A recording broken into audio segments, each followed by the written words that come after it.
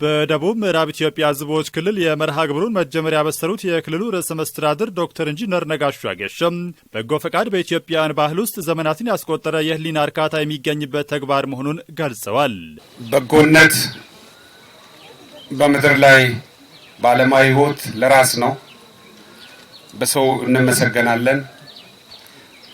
በኋላ ደግሞ ወደዛኛው ዓለም በምንሄድበት ሰዓትም በፈጣሪ ቤት እንደ አንድ መልካም ስራ ተቆጥሮ የተሻለ ዋጋ ከፍ ያለ ዋጋ የምናገኝበት ነው።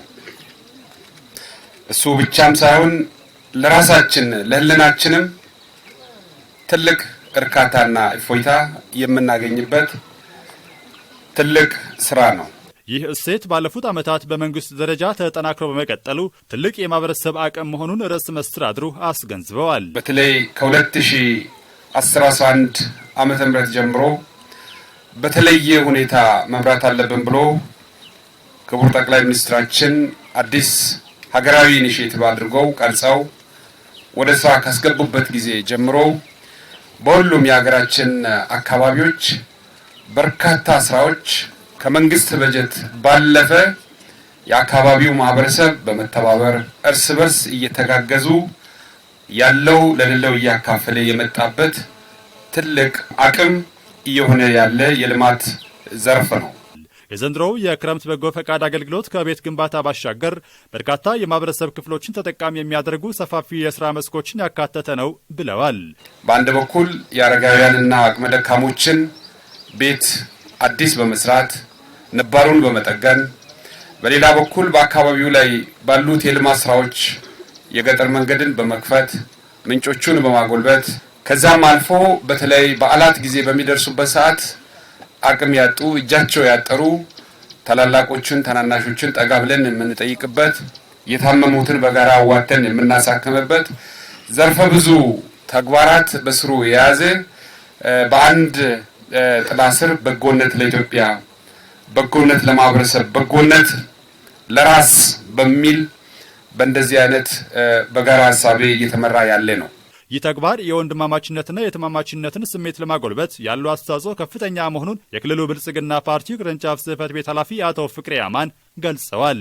የበጎ ፍቃድ አገልግሎት ስራዎች በሀገራችን ታሪክ የወንድማማችነት የእህትማማችነት እሳቤ እጅግ በከፍተኛ ሁኔታ እያደገ እንዲመጣ ትልቅ አስተዋጽኦ ያበረከተበት፣ ይህም እንደሚታወቀው በክቡር የፓርቲያችን ፕሬዝዳንት ዶክተር አብይ አህመድ አነሳሽነት የተጀመረው ይህ ፕሮግራም በአሁኑ ደረጃ በሀገራችን ብሎ በክልላችን በርካታ የህብረተሰብ ክፍል ተጠቃሚ እያደረገ ይገኛል። በክረምት ወራት በሚከናወኑ የዘርፉ ስራዎች እስካሁን ትልቅ ውጤት መገኘቱን በመጠቆም በዘንድሮ መርሃ ግብር በክልሉ በ14 የተለያዩ የስራ መስኮች ህዝብን ያሳተፉ ተግባራት እንደሚከናወኑ አስታውቀዋል።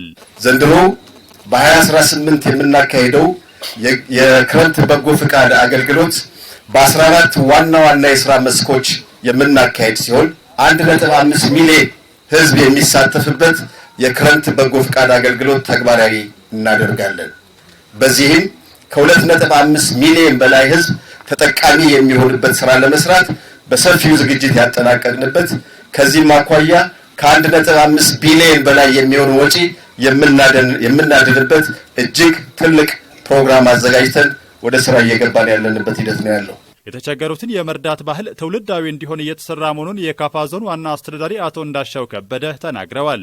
በባህላችንም የመረዳዳት የቆየ ባህል አለ። የመተጋገዝ ደካማው ሲገኝ መርዳት፣ የተቸገረ ሲገኝ ያንን የማጠናከር ባህላችን አለ።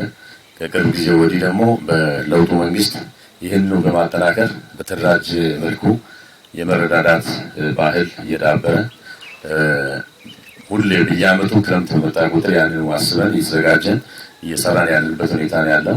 በዞኑ ከ240 ሺህ በላይ ወጣቶች በጉልበታቸውና በእውቀታቸው ለማገልገል መዘጋጀታቸውንና 235 አዳዲስ ቤቶች ለአቅመ ደካሞች እንደሚገነቡ አረጋግጠዋል። በዞን ደረጃ 14 ፕሮግራሞች አሉ።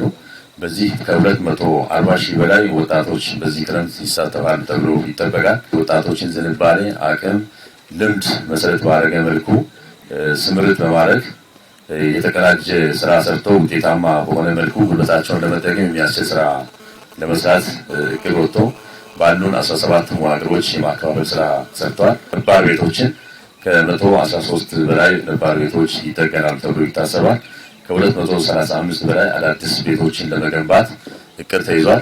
በካፋ ዞን ቦንጋ ከተማ አስተዳደር የዘንድሮ የክረምት በጎ ፈቃድ አገልግሎት የተጀመረው በአቶ ናስር ቃሲም ቤት ግንባታ ሲሆን እርሳቸውም መደሰታቸውን ተናግረዋል።